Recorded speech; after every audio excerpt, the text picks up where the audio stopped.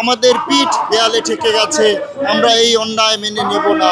আমরা কিন্তু কখনো কোনো দায়িত্বের সাথে কম্প্রোমাইজ করি না, তাহলে এখন আমরা দাবির সাথে কেন কম্প্রোমাইজ করব? সরকারের কোনো কাজে আমরা সহযোগিতা করব না। আমাদের দাবির পক্ষে প্রজ্ঞাপন জারি না করেন তাহলে সামনে আমরা আমাদের বার্ষিক প্রান্তিক মূল্যায়নকে আমরা প্রত্যাহার করব, বৃত্তি পরীক্ষাকে প্রত্যাহার করব। আমরা চাই আমাদের যৌক্তিক দাবিগুলো সরকার মেনে নিক। বছরের পর বছর একজন শিক্ষক সহকারী শিক্ষক পদে ঢুকে এবং সেই সহকারী শিক্ষক হিসেবে সে বিদায় হয়, এটা আমাদের কাম্য না। আমাদের প্রমোশন দিতে হবে।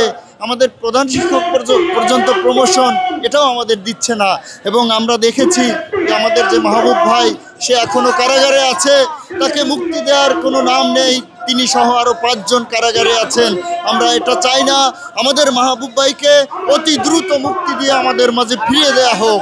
আমরা যেন আমাদের শিক্ষার্থীদের এই শিক্ষা থেকে বঞ্চিত না করে আমাদের দাবি দাওয়া পূরণ করে অতি দ্রুত আমরা শিক্ষা প্রতিষ্ঠানে ফ্রি গিয়ে আমরা শিক্ষাদান করতে পারি। আমি সরকারের কাছে এবং আপনাদের সাংবাদিক ভাইদের কাছে মাধ্যমে সরকারের কাছে আমি পৌঁছাতে চাই যে আমাদের এই দাবি দাওয়াগুলো মেনে নিয়ে অতি দ্রুত আমাদের শিক্ষা প্রতিষ্ঠানে ফিরে যাওয়ার ব্যবস্থা করে দিন। আমরা এই অন্যায়, এই অবিচার কোনোদিন আর মেনে নেব না। আমাদের পিঠ দেয়ালে ঠেকে গেছে। আমরা এই অন্যায় মেনে নেব না। আমরা চাই আমাদের এই দাবিগুলো আপনারা মেনে নিন। বিভিন্ন পর্যায়ে এই 10ম গ্রেড দেওয়া হচ্ছে। আমাদেরকে আমাদের ন্যায্য অধিকার থেকে, ন্যায্য দাবি থেকে আমাদেরকে বঞ্চিত করা হচ্ছে। যে পর্যন্ত আমাদের ন্যায্য অধিকার, ন্যায্য দাবি 10ম গ্রেড সরকার না দিবে, আমরা মাঠ ছাড়বো না, রাজপথ ছাড়বো না।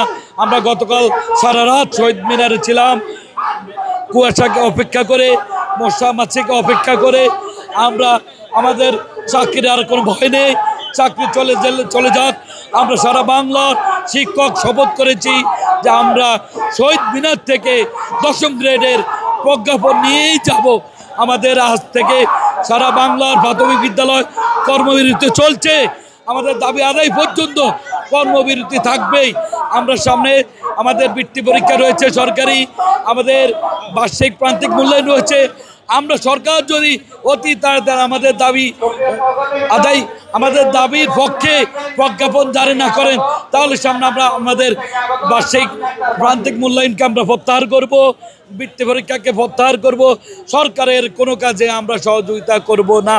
সাফ কথা, আমাদের প্রজ্ঞাপন দিয়ে 10ম গ্রেড দিয়ে আমাদের 10 বছর এবং 16 বছরের উচ্চতর গ্রেড জটিলতা নিরসন এবং আমাদের শতভাগ পদোন্নতি দিয়ে আমাদেরকে শিক্ষক জাতি গড়ার কারিগর, শিক্ষক কীভাবে 3য় শ্রেণীর কর্মচারী থাকে, শিক্ষক থাকবে 1ম শ্রেণী, তাহলে শিক্ষক 1ম শ্রেণী নাগরিক উপহার দেবে। তাই সরকারের কাছে আমাদের আহ্বান, আমাদের ন্যায্য দাবি গ্রহণ করে আমাদেরকে প্রজ্ঞাপন দিয়ে বিদ্যালয়ে যাওয়ার ব্যবস্থা করে দেন। আমাদের দাবির ক্ষেত্রে কম্প্রোমাইজ কেন করতে হবে? আর আমাদের শিক্ষকরা তাদের দাবি আদায়ের লক্ষ্যে শান্তিপূর্ণভাবে আমরা আমাদের দাবিটা জানিয়েছি, তাই না? কিন্তু সেই ক্ষেত্রে শিক্ষকদের এইভাবে আহত করা হবে, তাদের এইভাবে তারা কেউ থানা হেফাজতে আছেন, কেউ হসপিটালে আছে, এইটা তো কারো কাম্য হতে পারে না। আর আমরা যখন শিক্ষক হিসেবে দায়িত্ব পালন করি, আমরা কিন্তু কখনো কোনো দায়িত্বের সাথে কম্প্রোমাইজ করি না, তাহলে এখন আমরা দাবির সাথে কেন কম্প্রোমাইজ করব না? এইটা তো অবশ্যই কাম্য নয়। এই পুলিশ এই টিচারদের হাতেই গড়া, আর সে কিভাবে আমাদের আমরা তো যৌক্তিক দাবি করছি, সেটার ভিতরে আমাদের হামলা করতে পারে না। এটা তো হতেই পারে না, হামলাটা তো হতে পারে না, এটা কোনো যুক্তিতেই আসে না।